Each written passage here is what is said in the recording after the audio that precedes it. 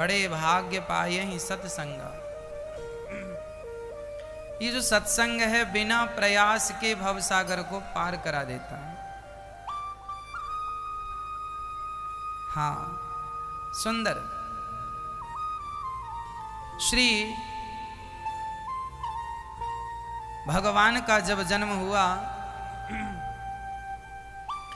जन्म होते ही भगवान श्री कृष्ण मथुरा से गोकुल की ओर रवाना हो गए। वसुदेव जी के पांव में बेड़ियां थीं, खुल गई, हाथों की हथकड़ियां खुल गईं, अपने आप पहरेदार सो गए। जितना बंधन था सारे बंधनों से वसुदेव जी मुक्त हो गए।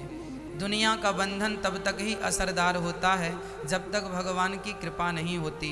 जब हम ईश्वर को लेकर के अपने हृदय में धारण करके भगवान को लेकर चलते हैं तो दुनिया का कोई भी बंधन ऐसा नहीं है जो हमें बांध सके।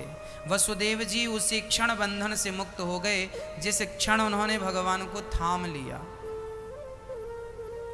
हम लोग ना पकड़ना नहीं जानते। हम भगवान को पकड़ लें और जगत को छोड़ दें तो कितना अच्छा हो जाए, पर हम उल्टा किए हैं। भगवान को छोड़े हैं, संसार को पकड़े हैं। संसार को पकड़ने का कोई अर्थ नहीं। संसार को जितने जल्दी हो सके छोड़ के, वसुदेव जी के पाँव में बेड़ियां तब तक थीं, हाथों में हथकड़ियां तब तक थीं जब तक उन्होंने श्री कृष्ण को नहीं पकड़ा। थी कि नहीं? बेड़ियां थी ना पाँव में, कंस ने डाल रखी थी।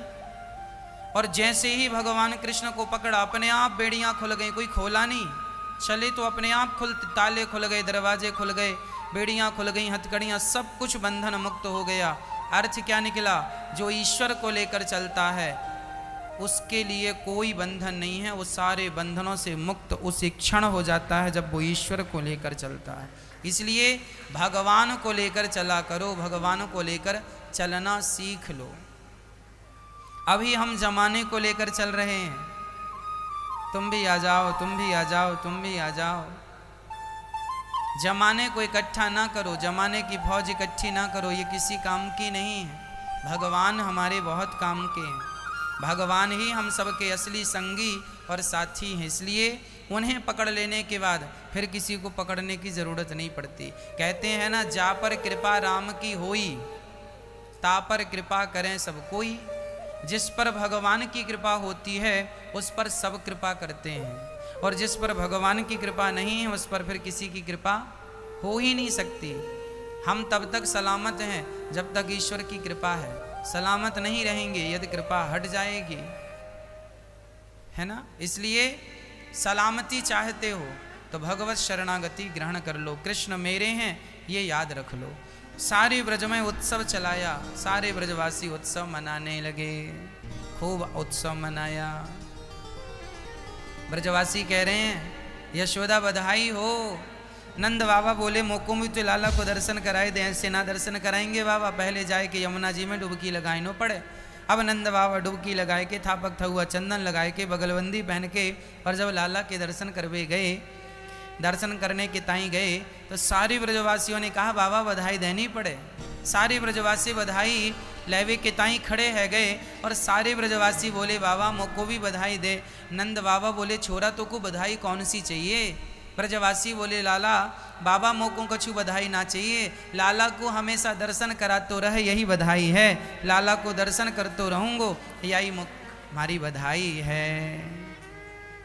अच्छा तो ले भैया दर्शन कर ले लाला को। और जो ब्रजवासियों ने दर्शन किया, कितना सुंदर स्वरूप ठाकुर जी का, अद्भुत छटा, भगवान की छवि, भगवान की बाकी झांकी जो देखे देखता ही रह जाए। इस दुनिया में भगवान से सुंदर सच्ची कोई नहीं है, भगवान से सुंदर कोई नहीं। इतने सुंदर हैं भगवान। बिहारी जी कितने सुंदर हैं, काले हैं तो इतने सुंदर हैं, गोरे होते तो पता नहीं क्या करते। इसलिए भगवान ही ऐसे हैं जो काले होकर इतने सुंदर हैं, नहीं तो काला व्यक्ति उसे कोई देखना भी नहीं चाहता, काला है। लेकिन भगवान काले होकर इतने सुंदर हैं। हाँ, इस दुनिया में सबसे सुंदर ईश्वर भगवान ही है। इसलिए भगवान को ही देखा करो, भगवान से सुंदर कोई नहीं है। सारे ब्रजवासी दर्शन करने लगे। कैसी छवि थी? आंखें मोटी मोटी कजरारी, बाल घुंघराले से, नैन तुम्हारे कजरारे, है ना, नैन तुम्हारे कजरारे, घोर घुंघराले बाल। कितने सुंदर हैं भगवान, कोई इतना भी सुंदर होगा हमने कभी ना सोचा। श्यामल श्यामल सुंदर सुंदर, श्यामल श्यामल सुंदर सुंदर, एक बांसुरी वाला देखा। कोई इतना भी सुंदर होगा हमने कभी ना सोचा। कितने सुंदर हैं भगवान। नाम तुम्हारा पालनहारा, जाने कब दर्शन होगा। जिसकी रचना इतनी सुंदर, वो कितना सुंदर होगा। नाम तुम्हारा पालनहारा, जाने कब दर्शन होगा। जिसकी रचना इतनी, वो कितना सुंदर होगा। दीन दुखी का इस दुनिया में कोई नहीं सहारा है। झूठी दुनिया मेरे प्रीतम, तू ही एक सहारा है। कृष्ण दर्श यदि करना हो तो, कृष्ण दर्श यदि करना हो तो, कृष्ण प्रेम करना होगा। जिसकी रचना इतनी सुंदर, वो कितना सुंदर होगा।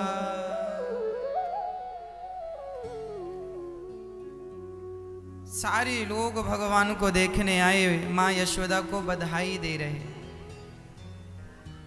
मैया बधाई हो, नंद बाबा बधाई हो। आप सभी भक्तन को भी दास की बारंबार बधाई। नंद बाबा ने सुंदर सो, यशोदा ने रबड़ी सी रात में लड़ुआ सो लाला जायो है। मैया यशोदा बधाई हो। आप सभी को भी लाला के उत्सव की बधाई। भगवान का सुंदर सा प्राकट्य जब हुआ, चारों तरफ उत्सव चला, जय जयकार हुई। अभी भगवान की जय जयकार चल रही थी, उत्सव चल रहा था कि एक दिन क्या हुआ, भगवान श्री कृष्ण को मारने के लिए पूतना मौसी आ गई, अटैक करने आई।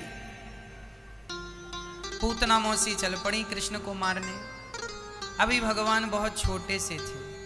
पूतना अपने स्तनों में जहर भर के आई है और जहर के द्वारा मारना चाहती है। अच्छा, भगवान की दुश्मनी क्या है? पूतना से कोई दुश्मनी नहीं। कुछ लोग अपने आप ही दुश्मन बन जाते हैं। पूतना भी अपने आप बन गई, जहर भरती अपने स्तनों में, चल पड़ी कृष्ण को मारने। अभी भगवान का उत्सव चल ही रहा था। छोटे से लाला पालने पर लेटे हुए थे, तभी पूतना बड़ी सुंदर बन ठन करके चली आई। नंद बाबा कर चुकाने चले गए कंस के यहाँ, ब्रजवासियों को लेके छकड़े में सामान भर के, और वहाँ वसुदेव जी से नंद बाबा कंस से मिलके वसुदेव जी से भेंट करते हैं और यहाँ पूतना मौसी प्रवेश करती है। अच्छा मैया, ये पूतना अविद्या है। पूतना मौसी जब आई ना, तो बड़ी बढ़िया सुंदर बन ठन करके आई। बाहरी स्वरूप अच्छा था, पर जो भीतर स्वरूप था अंदर का, अंदर वाला गंदा था, बाहर वाला जरा अच्छा था। पूतना जब आई तो हमारे भगवान ने, श्री कृष्ण ने पूतना को देखते ही कि मौसी जी आ गई, देखते ही भगवान ने नेत्रों को बंद कर लिया, आंखें मूंद ली।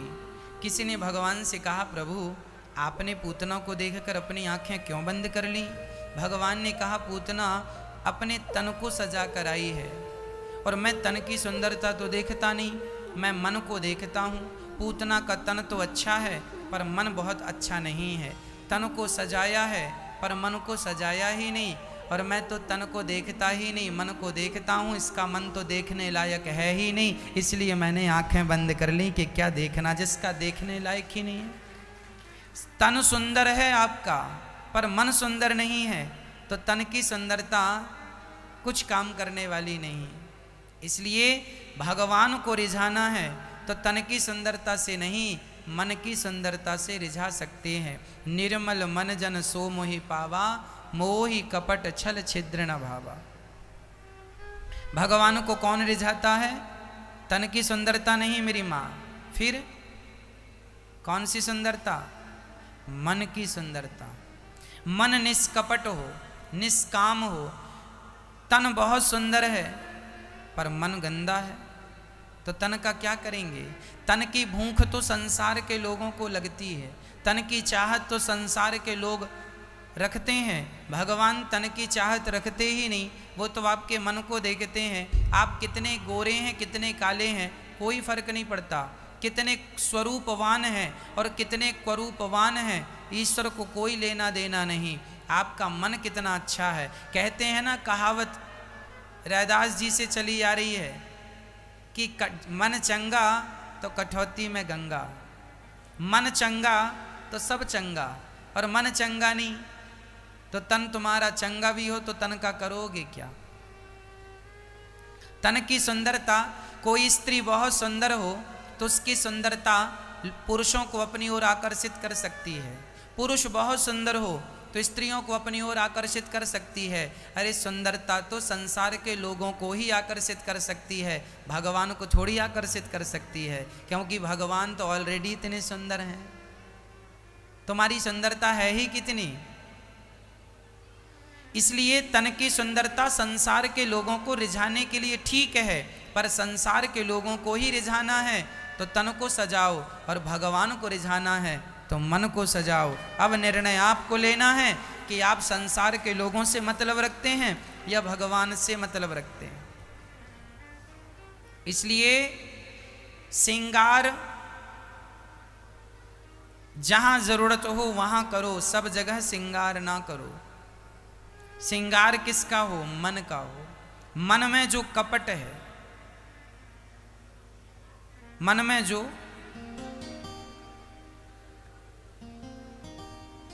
पाप है, कपट है, छल है, इस आदमी का इतना अच्छा क्यों हो रहा है, इसका बुरा कब होगा? आदमी सोचता है इसका बुरा कब होगा, कई लोग सोचते हैं इसका नुकसान कब होगा, ये कब मरेगा। तो तुम्हारा तन बहुत सुंदर है पर सोच तो ऐसा रहे हो। मोर कितना सुंदर है बताओ, है ना? मोर को देख के लगता नहीं है कि सांप खाता होगा। मोर इतना सुंदर है, उसे देख के लगता नहीं है कि ये सांप खाता होगा, पर खाता क्या है? सांप खाता है। इतना सुंदर है मोर, दुनिया देखती है पर खाता क्या है? सांप खाता।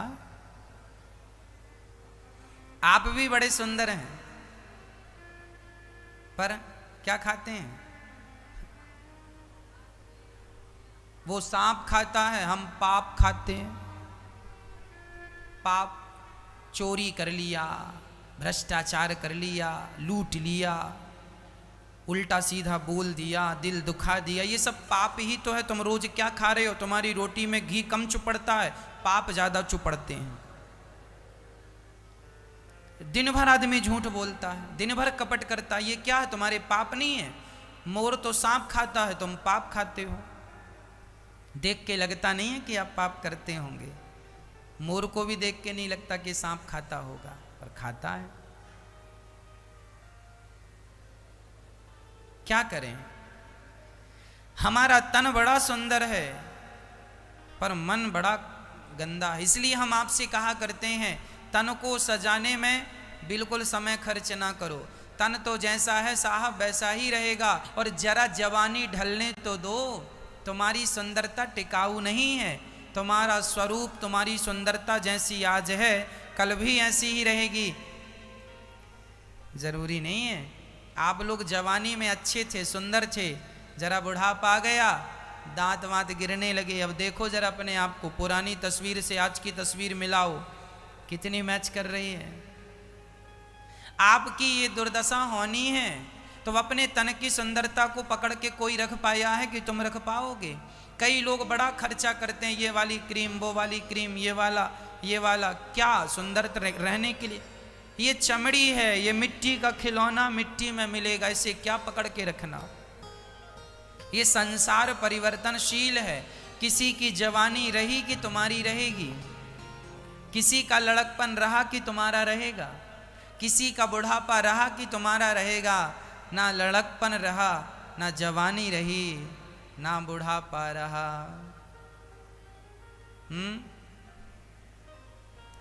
अंत में लखपति को न धेला जुड़ा, हंस जब भी उड़ा तो अकेला उड़ा।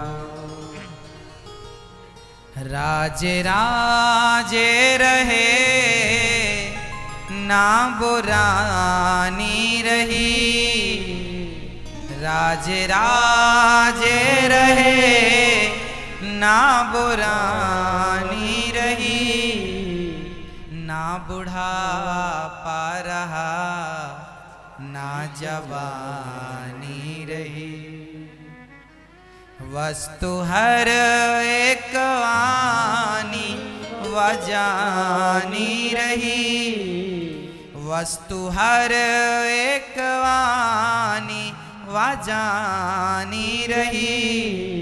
अंत में लखपति को न धेला जुड़ा, हंस जब भी उड़ा तो अकेला।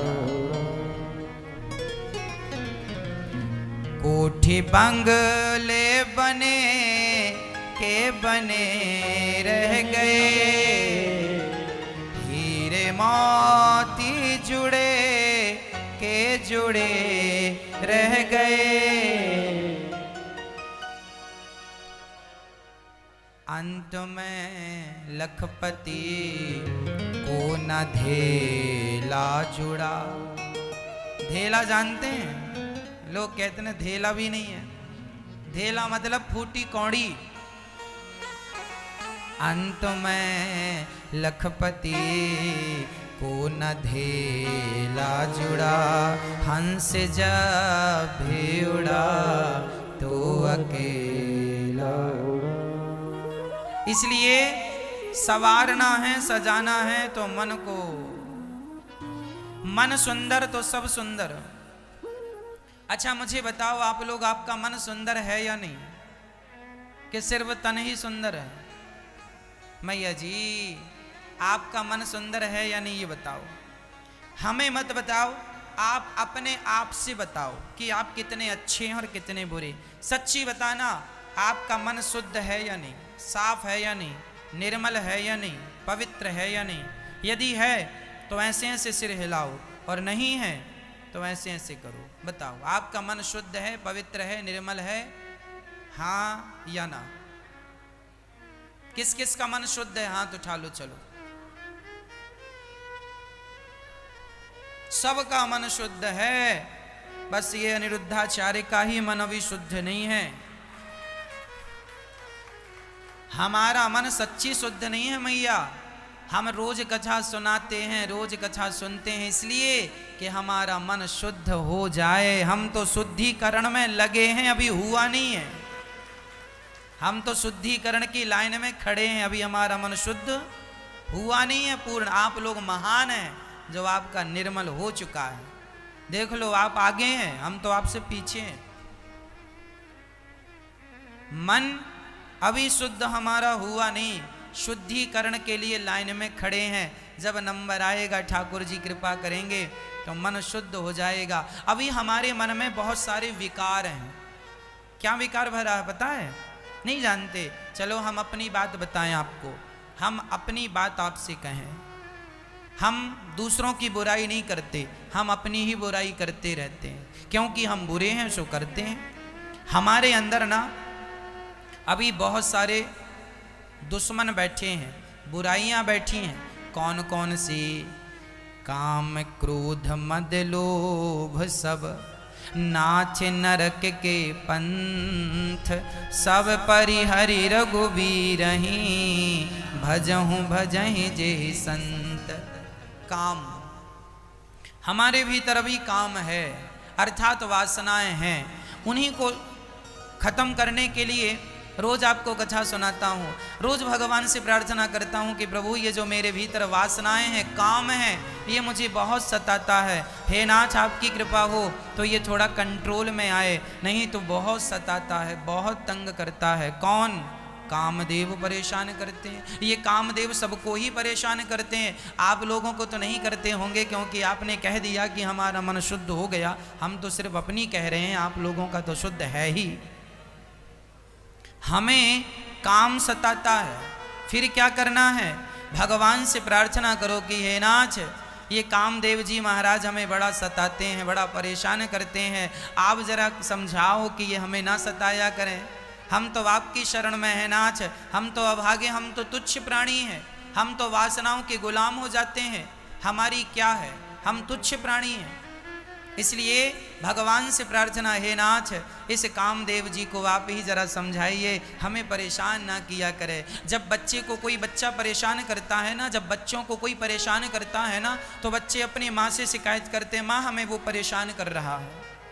पिता से शिकायत करता, पिताजी हमें वो फलाना परेशान कर रहा है। उसी प्रकार हमारी माता तो राधा हैं, हमारे पिता तो श्याम सुंदर हैं, हमें तो कामदेव बहुत परेशान करते हैं, तो हम तो भगवान से शिकायत कर रहे हैं कि हे नाथ आप ही इसे समझाओ, ये हमें बहुत परेशान कर रहे हैं। कामदेव को समझाओ, ये बहुत सताते हैं, बहुत तंग करते हैं। इसलिए मन भगवान में लगाओ तो कामदेव अपनी तरफ मन को खींचते हैं, वासनाओं में मन चला जाता है। इसलिए भगवान से रोज प्रार्थना करो कि हे नाथ कामदेव को समझाओ, हे नाथ कामदेव को समझाओ, और हमें ये कामदेव परेशान ना करें। हम निरंतर आपके चरणों का चिंतन करते रहें, काम हमें परेशान ना करें, ऐसी प्रार्थना हमें करनी चाहिए। आप लोगों को ये काम देवता परेशान करते हैं कि नहीं? तो फिर भगवान से प्रार्थना किया करो कि हे नाथ हम तो बच नहीं सकते, सच्ची कहता हूँ हमारी ताकत नहीं है इन बुराइयों से बचने की, लेकिन भगवान कृपा कर रहे हैं तो बचा सकते हैं। हम अपनी योग्यता से नहीं बच सकते, पर भगवान की कृपा से बच सकते हैं। छोटा सा बच्चा है ना, उस बच्चे के सामने 2 फीट का गड्ढा है, छोटा सा बच्चा है, अभी चलना सीखा है, और उसके सामने 2 फीट का गड्ढा है। वो बच्चा उस गड्ढे से छलांग लगा के पार नहीं जा सकता, लेकिन उसकी माँ चाहे तो पकड़ के, हाथ पकड़ के उठा के पार करा सकती है, हाँ या ना? 2 फीट का गड्ढा है, माँ चाहे तो हाथ पकड़ के उसे पार करा, वो बच्चा पार नहीं हो सकता। उसी प्रकार ये कामदेव गड्ढा है और मैं इस गड्ढे में गिर रहा हूँ। यदि मेरे भगवान मुझे बचाएंगे तो मैं पार हो जाऊंगा, नहीं मेरी अपनी कोई योग्यता नहीं है, मेरा अपना कोई बल नहीं है कि मैं काम को जीत सकूं। मैं तो उस गड्ढे में गिर रहा हूँ। यदि मेरे श्याम सुंदर मुझे बचा लें, मेरी माँ राधा रानी मुझे बचाएं और उठा के जरा पार लगा दें तो ये बचा जा सकता है, नहीं तो ये काम ना सबको नचाता है। रावण जैसे ज्ञानी काम के चक्कर में ही तो उनका सर्वनाश हो गया। रावण जैसे ज्ञानी की का अस्तित्व मिट गया, किसके चक्कर में? काम के चक्कर में। पराई नारी को चुरा कर लाए थे ना माता सीता को, लाया ना रावण, सर्वनाश हुआ कि नहीं? किसने सर्वनाश किया? कामदेव ने। देवराज इंद्र स्वर्ग के राजा, वो भी कामदेव के वशीभूत होकर माता अहिल्या के ऊपर कुदृष्टि रखते हैं। अहिल्या के पास आए कि नहीं इंद्र? फिर ये कामदेव ना देवताओं को भी नाच नचाता है, यहां तक कि रावण जैसे ज्ञानियों को भी नाच नचा देता है। और कि क्या कहें साहब, भगवान शंकर को भी इसने नाच नचा दिया। कामदेव ने किसको? भगवान शंकर को नाच नचाया। जब भगवान शंकर जैसे नहीं बच पाए, इंद्र जैसे नहीं बच पाए, तो हम तुच्छ प्राणी काम को जीत पाएंगे? हम कहें कि हम जीत गए तो हमारे जैसा मूर्ख इस दुनिया में कोई नहीं होगा। इसलिए काम को जीता नहीं जा सकता, लेकिन भगवान से प्रार्थना करने पर जैसे माँ अपने बच्चे को गड्ढा पार करा देती है, भगवान भी पार करा देंगे आपको, और आपको भगवान इन चीज़ों से बचा लेंगे। इसलिए भगवान से प्रार्थना, जो तुम्हें परेशान करे भगवान से कहा करो कि नाथ हमें ये बहुत परेशान करता है। पहला है काम, दूसरा है काम में क्रोध। हमें दूसरा आदमी है जो परेशान करता है, वह है क्रोध। आप लोगों का तो मन वश में है, आप लोगों को तो कुछ परेशानी नहीं है, पर हम अपनी बता रहे हैं, हमें तो क्रोध भी परेशान करता है। बात बात में गुस्सा आ जाता है, कई बार गुस्सा आ जाता है। आप लोगों को आता है कि नहीं गुस्सा? आता है। हमें बहुत गुस्सा आता है, हम अपनी बता रहे हैं, हमें बहुत गुस्सा आता है, बहुत क्रोध आता है। हम तो रोज क्रोध में आंखें लाल लाल हो जाती हैं, कई बार तो क्रोध के कारण नींद नहीं आती, बहुत गुस्सा रहता है। ये क्रोध बड़ा तंग करता है, इसलिए हम तुरंत भागकर अपने भगवान के चरणों में चले जाते हैं। हे नाथ, हे प्रभु बचाओ बचाओ। भगवान बोले क्या हुआ? ये क्रोध जी हमें बड़ा परेशान कर रहे हैं। क्रोध भाई साहब से कहो कि हमें तंग ना किया करें।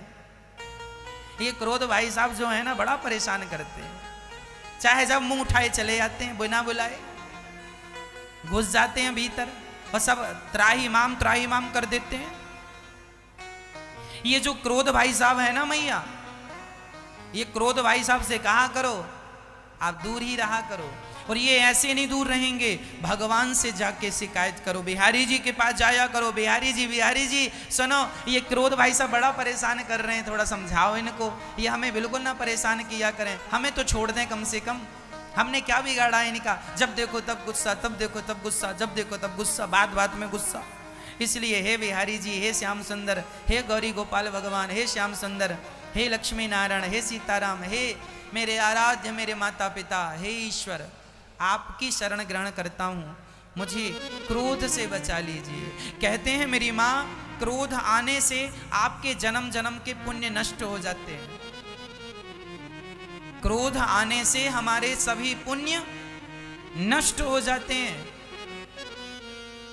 स्पष्ट कहा है संतों ने, कामी, सुन लेना कान खोल के, कामी, क्रोधी, लालची, इन सो भक्ति न होए।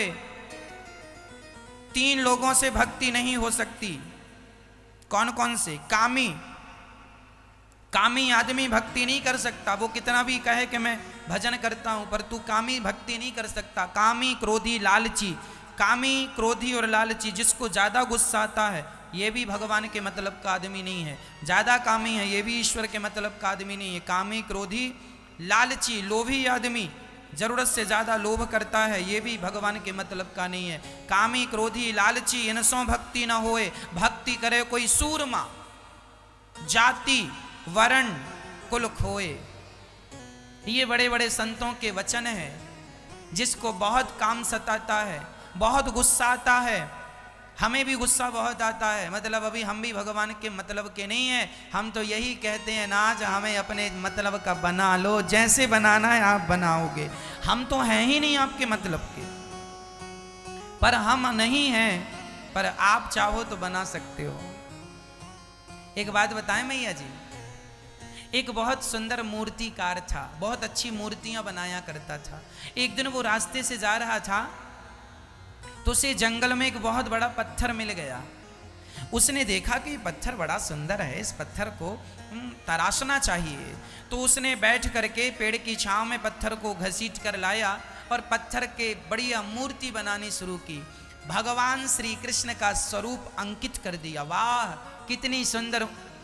ठाकुर जी का हाथ बना दिया, आंखें बड़ी सुंदर बना दी, गाल सुंदर बना दिया, अधर सुंदर बना दिए, बढ़िया सुंदर बाल बना दिए, और सुंदर सा हृदय बना दिया, कमर बना दी, जंघा बना दी, चरण बना दी, उंगलियां बना दी। वाह वाह वाह वाह कितना सुंदर! अभी पत्थर था, लोग उसके ऊपर पांव रख के जूता बांध लेते थे, जूते का बंध। लेकिन अब उस पत्थर से उसने क्या बना दिया? मूर्ति बना दी, भगवान को प्रकट कर दिया। अब मेरा एक सवाल आपसे है, ये बताओ कि क्या भगवान श्री कृष्ण को कहीं बाहर से लाकर उसने डाला उस पत्थर में? क्या डाला? क्या नहीं। बाहर से नहीं डाला ना, ऑलरेडी भगवान श्री कृष्ण उस पत्थर में थे कि नहीं थे, लेकिन वो पूरा पत्थर था, लेकिन मूर्तिकार ने उसके आहर बाहर का ऊपर नीचे का आवरण हटा दिया, बाकी का रॉ मटेरियल पत्थर हटा दिया, तो अंदर से सुंदर सी छवि निकल के आई कि नहीं। उसी प्रकार मेरी मां, वो पत्थर कोई और नहीं है, मैं ही वो पत्थर हूं, मैं पत्थर हूं, वो पत्थर हूं जो किसी काम का नहीं है, लोग अपना पांव रख के जूता बांध लेते हैं। मैं पत्थर हूं, मेरी कोई हैसियत नहीं है, कोई वैल्यू नहीं है, कोई औकात नहीं है, मात्र पत्थर हूं मैं। लेकिन मेरा भगवान वो मूर्तिकार है, मेरा कृष्ण वो मूर्तिकार है। वो भगवान चाहे तो मेरे बाहर की जितनी बुराइयां हैं, भीतर की जितनी बुराइयां हैं, काम क्रोध लोभ मोह अहंकार निंदा चुगली कपट मत्सरता ईर्ष्या, इतनी जो बुराइयां मेरे अंदर लाखों लाख बुराइयां भरी हैं, वो भगवान परमात्मा यदि अपने हथौड़ी और छेनी से मेरी बुराइयां हटा दें तो मैं बढ़िया हो जाऊंगा, उसी क्षण बढ़िया हो जाऊंगा। लेकिन वो हटाएं तो वही हटा सकते हैं, पत्थर स्वयं अपने आप को मूर्ति के रूप में प्रकट नहीं कर सकता। जब तक कोई मूर्तिकार ना छेनी हथौड़ी लगाए, तब तक, जब तक भगवान की कृपा की छेनी और हथौड़ी ना लगेगी, तब तक हम भगवान के मतलब के नहीं होंगे। हम अभी भी ईश्वर के मतलब के नहीं हैं, क्योंकि हम में बहुत सारी बुराइयां हैं। इसलिए प्रार्थना करो कि नाथ मैं आपके मतलब का नहीं हूं, लेकिन आप कृपा करेंगे तो आप मुझे अपने मतलब का बना लेंगे। आप ही बना लीजिए ना ठाकुर जी, मैं नहीं बन पा रहा हूं, मैं नहीं बन पा रहा हूं आपके मतलब का। मुझे नहीं पता कि आपकी पसंद कैसी है, जैसी आपकी पसंद हो। मैं तो कच्ची माटी हूं, जैसी बनाना चाहो मुझे बना दो, मैं बनने को तैयार हूं। मैं आपका हूं, जैसा चाहो वैसा बना दो। चिलम बना दो या सुराही बना दो, मर्जी आपकी है। चिलम बना दोगे तो जलता रहूंगा, चिलम जलती रहती है, जलाती रहती है। सुराही घड़ा ठंडा रहता है, औरों को भी शीतल जल पिला के ठंडक प्रदान करता है। मैं तो माटी हूं नाथ, आप तो कुम्हार हैं, आप चाहें तो चिलम बना दे मुझे, आप चाहें तो घड़ा बना दे, मर्जी आपकी है। मैं तो तेरी मर्जी का गुलाम हूं, मैं तो आपकी मर्जी का गुलाम हूं। लोग कहते हैं मैं भक्ति कर रहा हूं, लोग कहते हैं मैं माला जप रहा हूं, लोग कहते हैं मेरा भजन अच्छा हो रहा है, पर मैं इतना अभागा हूं कि ना तो मेरी भक्ति हो रही है, ना मेरा भजन हो रहा है, ना दूर दूर तक भगवान से मिलने का कोई रास्ता नजर आ रहा है। इसलिए मैं तो केवल एक काम करता हूं, भगवान से प्रार्थना करता हूं, नाथ मैं नहीं जानता कि आप कैसे हैं, मैं तो भगवान के स्वरूप को भी नहीं जानता, मैं तो भगवान के स्वभाव को भी नहीं जानता। हाँ, स्वभाव को इतना जानता हूँ, भागवत जी में लिखा है कि भगवान अहो वकीयम स्तन काल कूटम, पूतना मौसी आई तो जहर पिलाने आई थी, भगवान ने मारने वाली को भी तार दिया। ये जानता हूँ कि भगवान बड़े दयालु हैं, मैं ये जानता हूँ कि भगवान बड़े दयालु हैं। जब से मैंने सुना है कि भगवान दयालु हैं, तब से एक उम्मीद जागी है कि यदि पूतना पर भगवान ने दया की, यदि केवट पर भगवान ने दया की, शबरी पर भगवान ने दया की, तो हम जैसे पापियों पर भी भगवान दया करेंगे कभी ना कभी। बस इस उम्मीद से एक आस लगी है, एक विश्वास है, बस हम पे कृपा कभी ना कभी होगी। और हम तो इतने अभागे हैं कि हम तो केवट भी नहीं हैं, हम तो निषाद भी नहीं हैं, हम तो शबरी भी नहीं है, हम तो विभीषण भी नहीं है, हम तो सुग्रीव भी नहीं है, हम तो अभागे अनिरुद्धाचार्य हैं। यदि भगवान कृपा करें तो हमें अपने योग्य बनाएं, नहीं तो हम तो कुछ भी नहीं है। हम अपने योग्यता से कुछ नहीं कर सकते, हम में कुछ नहीं है, हम जीरो हैं, जीरो, ओनली जीरो, खाली स्थान, कुछ नहीं है हम में। कोई बल नहीं, कोई टैलेंट नहीं, कोई योग्यता नहीं, ना हम स्तुति करना जानते, ना पढ़ना लिखना जानते, ना हमें कुछ आता, कुछ भी तो नहीं आता, कुछ भी नहीं आता। पूजा आरती, हमें तो वेद मंत्र भी नहीं आते, हमें तो शुद्ध उच्चारण भी नहीं आता, हमें तो कुछ नहीं आता। हमें पता नहीं भगवान कभी देखेंगे कि नहीं, स्वीकार करेंगे कि नहीं। इसलिए कह देता हूँ नाथ जैसा हूँ आपका हूँ, जैसा आपको पसंद हो वैसा मुझे बना लीजिएगा, अपने योग्य बना लीजिएगा, मैं आपका हूँ, बस स्वीकार कर लीजिएगा। यही है भगवान के चरणों तक पहुँचने का साधन, जिसे हम शरणागति कहते हैं। हम में कोई भक्ति भी नहीं है, आता जाता कुछ तो है नहीं, फिर करेंगे क्या? तुच्छ प्राणी है। हाँ, माला जपने में मन नहीं लगता पर काम बहुत सताता है, माला जपने में मन नहीं लगता पर क्रोध बहुत सताता है, माला जपने में मन नहीं लगता, आंख बंद करते हैं तो तिगड़म याद आता, संसार दिखता घूमता खोपड़ी में, कुछ आते ही नहीं सामने। ये क्यों? क्योंकि हमारे अंदर लोभ ज़्यादा भरा पड़ा है, काम भी है, क्रोध भी है, लोभ भी है, मेरे अंदर सब बुराइयां भरी पड़ी हैं। अब फिर भी भगवान कृपा करें, इसलिए तो उन्हें दीनानाथ, दीन बंधु, दीन दयाल कहते हैं। हम जैसे अभागे पर कृपा करेंगे तो भगवान की बड़ी कृपा होगी, नहीं तो हमारे अपना कोई योग्यता नहीं। कोई, हनुमान जी कहते हैं असमय अधम सखा सुनु मोह पर रघुवीर, कीन्ही कृपा सुमिरी गुण भरे बेलोचननी। जब हनुमान जी लंका गए, विभीषण से भेंट हुई तो विभीषण जी ने हनुमान जी से कहा, ये बताओ हनुमान जी, क्या राम जी हम जैसों को मिलेंगे?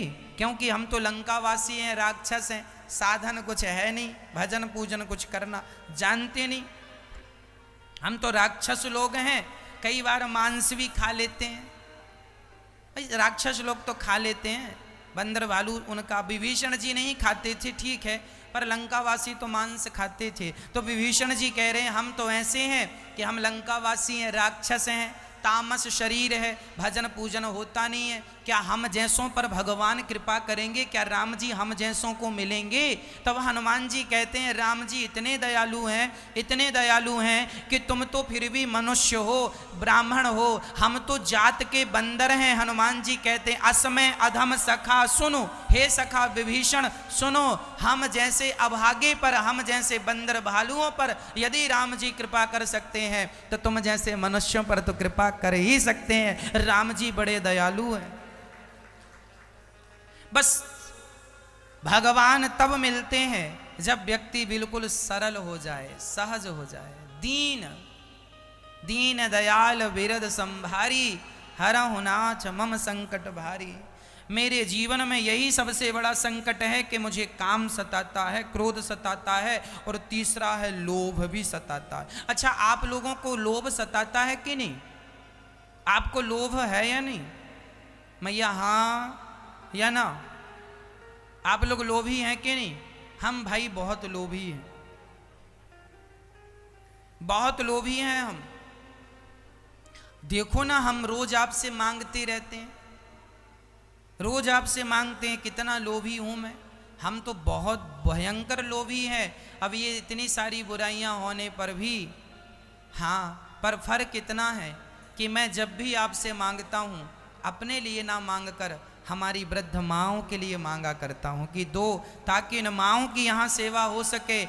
आपसे मैं मांगता हूँ तो सोचो कि 3000 संत रोज पेट भर भोजन करते हैं। मेरा मांगना मेरे लिए नहीं है, मेरा मांगना तो इन संतों के लिए है, मेरा मांगना इन वृद्ध माँओं के लिए जिनके अपने बच्चों ने घर से निकाल दिया। ऐसी वृद्ध माताएं यहाँ गौरी गोपाल वृद्धाश्रम में 200 माताएं रहती हैं और 3000 संत रोज अन्य क्षेत्र में भोजन करते हैं। और आप में से कोई भी कभी भी आ जाए, गौरी गोपाल से कभी भूखा नहीं जाता, ऐसा दिन भर भोजन चलता है। मैं मांग मांग करके आपको खिलाता हूं, आपसे लेता हूं, आपको देता हूं। तो हम सभी के अंदर, मैं आप सभी नहीं, हम सिर्फ मैं, हमारे अंदर इतनी सारी बुराइयां हैं। अब बताओ, इतने बुरे आदमी को भगवान मिल सकते हैं? मिल सकते हैं? मिल सकते हैं, क्योंकि भगवान दयालु हैं, क्योंकि भगवान परम दयालु हैं, परम कृपालु हैं। उनके जैसा दयालु इस धरती में कोई नहीं। इसलिए कहो कि नाथ मैं आपका हूँ, हे प्रभु मैं आपको कभी भूलूं नहीं। तो मेरी माँ, आप लोगों का मन निर्मल है या नहीं? बोलो, है या नहीं? मैया हाँ या ना? आपका मन निर्मल है? हम तो मन को निर्मल करने के लिए लाइन में अपने आप को खड़ा कर चुके हैं, अभी हुआ नहीं है। जिस दिन मन निर्मल हो जाएगा उस दिन तो परम आनंद की प्राप्ति हो जाएगी, उस दिन आनंद ही आनंद होगा। जिस आनंद की तलाश है प्राणी को वह तब मिलता है जब वह भगवान से पूर्ण रूप से जुड़ जाए, उसकी मन की चंचलता समाप्त हो जाए। एक बार क्या हुआ, एक राजा के दरवाजे पर एक आदमी आया और कहने लगा, राजा मैं बहुत बड़ा चित्रकार हूँ, पेंटर हूँ, पेंटिंग अच्छी करता हूँ, हमें एक मौका दिया जाए। आपके राज्य में ऐसा कोई चित्रकार नहीं होगा, कलाकार नहीं होगा जो इतनी अच्छी पेंटिंग बनाता हो, मैं सबसे अच्छी पेंटिंग बनाऊंगा आपके लिए। राजा बोले बनाओ। तभी एक व्यक्ति राजा के राज्य का आया, बोला महाराज मुझे भी एक अवसर दो, मैं आपकी प्रजा हूँ, मैं भी अच्छी चित्रकारी करूँगा, अच्छी पेंटिंग बनाऊँगा। राजा ने दोनों को आमने सामने की दीवार प्रदान कर दी, जैसे कि ये दीवार है, इस दीवार पे तुम पेंटिंग बनाओ। जो विदेश से लोग आए थे राजा ने उन्हें अवसर दिया, और जो राजा की अपनी प्रजा का व्यक्ति था उसे सामने वाली दीवार दे दी, बिल्कुल आमने सामने तुम दोनों अपनी चित्रकारी करो। दोनों के बीच में एक पर्दा डाल दिया गया, अपनी अपनी करो। अब जो विदेशी चित्रकार थे, कलाकार थे, उन्होंने जब पेंटिंग बनाई तो राजा ने उन्हें पेंटिंग बनाने के लिए कलर दिए, कलर से ही तो पेंटिंग बनेगी। पर ये जो राजा के राज्य का व्यक्ति था इसने कोई कलर की डिमांड नहीं की, कोई कलर लिया ही नहीं। अब राजा को बड़ा आश्चर्य हुआ कि ये तो कलर लेके पेंटिंग कर रहे हैं, ये बिना कलर के कैसी पेंटिंग करेगा। राजा ने पूछा भी क्यों जी, तुम्हें कलर नहीं चाहिए? ना साहब हमें कलर की जरूरत नहीं है। अच्छा ठीक है। बहुत दिन बीत गए, दोनों की पेंटिंग तैयार हुई। राजा ने कहा पहले कौन दिखाएगा? तो विदेशी आदमी था, उसने कहा पहले मेरी देखो। जो विदेशी कलाकार थे उन्होंने जब पर्दा हटाया तो सच्ची इतनी सुंदर पेंटिंग बनाई, इतनी सुंदर नदियां बनाई कि मानो सच्ची बह रही हैं, इतने सुंदर झरने बनाए, इतनी सुंदर सड़कें बनाई मानो बिल्कुल सड़क ही लग रही है, इतने सुंदर स्त्री पुरुष बच्चे खेत खलिहान, इतना सुंदर पेंटिंग की उन्होंने, अकल्पनीय अद्भुत, कोई शब्द नहीं उस पेंटिंग के लिए, अद्भुत। अब राजा ने कहा चलो भैया तुम अपनी भी दिखाओ, इनकी जो बड़ी सुंदर है, हमें तो नहीं लगता कि इससे सुंदर कुछ होगा, तुमने इनसे सुंदर तो ही नहीं ही बनाया होगा। उस व्यक्ति ने अपना पर्दा हटाया और जब उसका पर्दा हटा तो उसने तो कलर भी नहीं लिए थे, कोई सामग्री भी पेंटिंग की नहीं ली, पर जब पर्दा हटाया तो इतनी सुंदर पेंटिंग, हूबहू वही पेंटिंग बनाई जैसी इन्होंने बनाई, बिल्कुल वही। राजा दंग रह गए कि तुमने इनकी नकल कैसे की, इतनी सुंदर पेंटिंग, और तुम्हारी पेंटिंग तो इनसे भी 20 है, अर्थात और अच्छी। अभी हमें लग रहा था इससे अच्छा कुछ नहीं है, पर तुम्हारी देखने के बाद लग रहा है कि इनकी तो फीकी पड़ गई तुम्हारी पेंटिंग के सामने। पर तुमने बिना कलर के ये पेंटिंग कैसे बनाई? उस व्यक्ति ने कहा महाराज मैंने पेंटिंग बनाई ही नहीं। अरे तो ये दिख तो रही है। महाराज ये पेंटिंग नहीं है, फिर क्या है? बोले मैंने तो सिर्फ अपनी दीवार को घिस घिस के उसे दर्पण बना दिया, और जब दर्पण बनाया तो सामने वाले की पेंटिंग अपने आप मेरे दर्पण में उतर आई, अपने आप आ गई। मैंने सिर्फ अपने दीवार को क्या बनाया? दर्पण बनाया, और जब दर्पण बनाया तो सामने वाले की चित्रकारी अपने आप मेरे में आई, और जब वही चित्रकारी दर्पण के माध्यम से देखी गई तो वह और भी अच्छी लगी। आप जितने अच्छे लगते हो ना उससे ज्यादा अच्छे फोटो पे लगते हो, क्योंकि वो कैमरे की अपनी क्वालिटी है। उसी तरह सामने जो पेंटिंग है उसे दर्पण के द्वारा देखा जाए तो वह और भी सुंदर लगेगी। राजा समझ नहीं पाए तुम मैसेज क्या देना चाहते हो, संदेश क्या देना चाहते हो। तब उस व्यक्ति ने कहा महाराज हर व्यक्ति यदि अपने मन को दर्पण बना ले तो जिस दिन मन दर्पण बन जाएगा उस दिन भगवान का चित्र अपने आप इस दर्पण में उतर आएगा, अपने आप उतर आएगा। ईश्वर कहाँ है ये प्रश्न खड़ा नहीं होगा। तुम्हारा मन दर्पण, एक गीत भी हम लोग गाते हैं, तोरा मन दर्पण कहलाए, है ना, तोरा मन दर्पण कहलाए। ये जो मन है ना मेरी माँ, यदि ये दर्पण बन जाए, दर्पण मतलब शुद्ध, दर्पण तब बनेगा मन जब मन बिल्कुल शुद्ध हो जाए। और मन जिस दिन शुद्ध हो जाएगा मेरी माँ, सारी चीजें समाप्त हो जाएंगी। जिस दिन मन दर्पण हो जाएगा उसी दिन इस दर्पण में परमात्मा की छवि उतर आएगी। और वही है आत्म साक्षात्कार, वही है भगवान की प्राप्ति। भगवान की प्राप्ति तब तक नहीं होगी जब तक तुम्हारा मन शुद्ध नहीं होगा दर्पण की तरह। इसलिए हम हनुमान चालीसा पढ़ते हैं, उसमें भी शुरू में एक दर्पण की बात कही गई है। कौन सा दर्पण, जरा सुनिएगा। श्री गुरु चरण सरोज रज निज मन मुकुर सुधार, वर्णौ रघुवर बिमल जसो जोदायक फल चार। बुद्धिहीन तनु जानिके सुमिरो पवन कुमार, बल बुद्धि विद्या देहु मोहि हरहु कलेश विकार। श्री गुरु चरण सरोज रज निज मन मुकुर सुधार। मुकुर अर्थात दर्पण।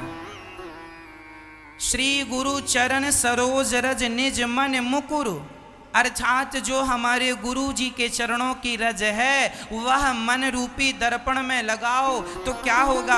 मन यदि दर्पण गंदा हो जाए तो उसे साफ करना पड़ता है। तो जब दर्पण गंदा हो गया, मन रूपी दर्पण गंदा हो गया, तो गुरु जी के चरणों की रज को लगाकर उसे साफ कर लो। और जब साफ हो जाएगा दर्पण तो अपने आप परमात्मा उतर आएंगे दर्पण में। दर्पण साफ है तो आपका चित्र स्पष्ट नजर आएगा।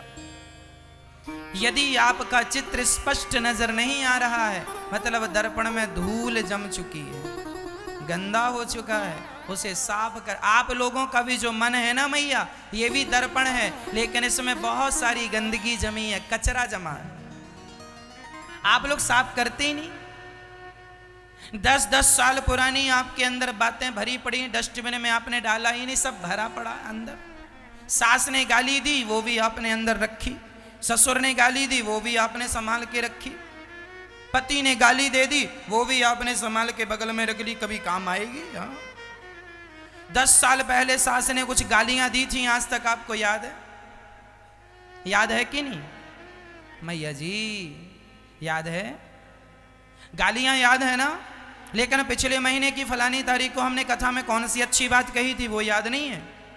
कथा याद नहीं है, अच्छी बातें याद नहीं है, पर सास की गालियां बराबर याद है। क्यों याद है? क्योंकि तुम्हारा दर्पण गंदा हो गया,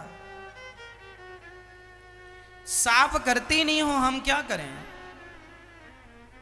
तो आज से आप लोग अपने मन रूपी दर्पण को साफ करेंगे घिस घिस के। कौन कौन करेगा? करेंगे ना? मन में गंदगी इकट्ठी नहीं होने देंगे ना? राम नाम का साबुन लेना, राम नाम के साबुन से जो मन का मैल छुड़ाएगा, निर्मल मन के दर्पण में वह प्रभु का दर्शन पाएगा, वही भगवान का दर्शन करेगा जिसका मन दर्पण बनेगा। दर्पण मन नहीं तो ईश्वर कहीं नहीं। इसलिए भगवान को पाना है तो मन को दर्पण बनाना ही पड़ेगा। इसलिए मन को जितना स्वच्छ रख सको, निष्कपट रख सको, कोई हमारी बहू से हमें कोई नफरत नहीं, कोई शिकायत नहीं, कोई गिला शिकवा नहीं। आप लोगों को बहुत शिकायतें रहती हैं, गिला शिकवा रहता है ना पति से। हमें देखो, पति से कोई गिला शिकवा नहीं है, हमारे पति से हमें कोई शिकायत नहीं है। पति अच्छा है तो अच्छा है, बुरा है तो बहुत बुरा है, कोई फर्क नहीं, हमें कोई शिकायत नहीं। हमें अपनी पत्नी से कोई शिकायत नहीं, हमें अपने बच्चों से कोई। कई लोगों को बड़ी शिकायतें रहती हैं, पत्नी को पति से बड़ी शिकायतें हैं, पति को पत्नी से। जहाँ शिकायतें हैं वहां कष्ट है, वहां दुख है।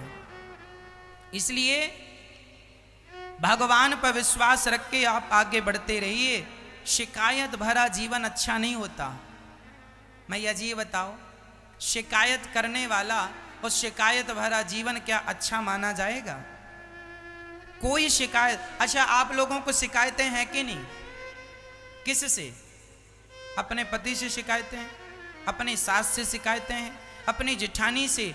ये जो तुम्हारी शिकायतें हैं ना, यही शिकायतें तुम्हारे मन को निर्मल नहीं होने दे रही हैं। यही शिकायतें तुम्हारे मन को दर्पण नहीं बनने दे रही हैं। इसलिए कोई शिकायत ना हो हमें।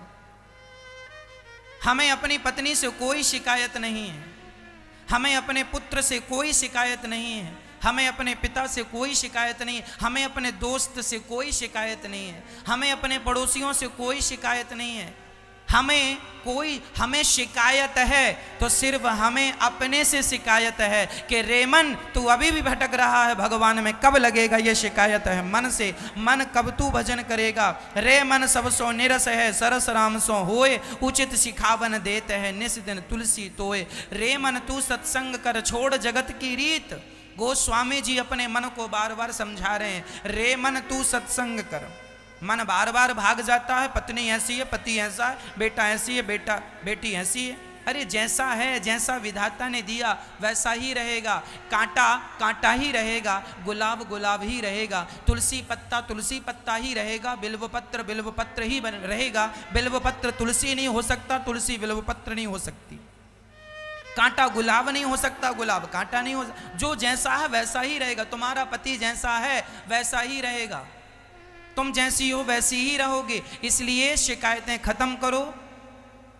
जीवन को आनंदमय बनाना है, सुखमय बनाना है, तो शिकायतें ना हो किसी से।